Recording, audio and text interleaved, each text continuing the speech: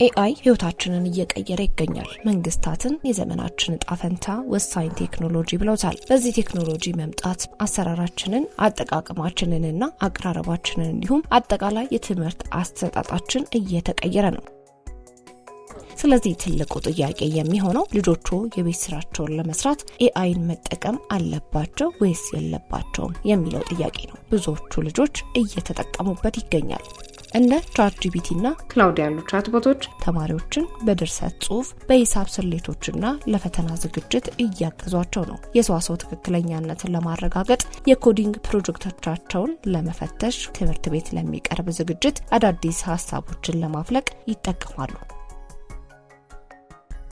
የዩኒቨርሲቲ ተማሪዎችና መምህራንም ጭምር ለምርምር፣ ለክለሳና ለፕሮጀክት እቅድ ኤአይን እየተጠቀሙበት ይገኛል። የኤአይ ቴክኖሎጂ አንዴ ይፋ ወጥቷል እና ጥሩ ነገር ነው ወይ?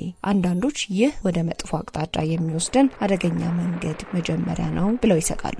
ልጆች የማያውቁትን እንደሚያውቁ መስለው ለማጭበርበር ይጠቀሙበታል። በራሳቸው ማሰብ ያቆማሉ ወይም የሁሉም ተማሪዎች ጽሁፍ ተመሳሳይ ይዘትና መልክ ይኖረዋል የሚል ስጋት አላቸው።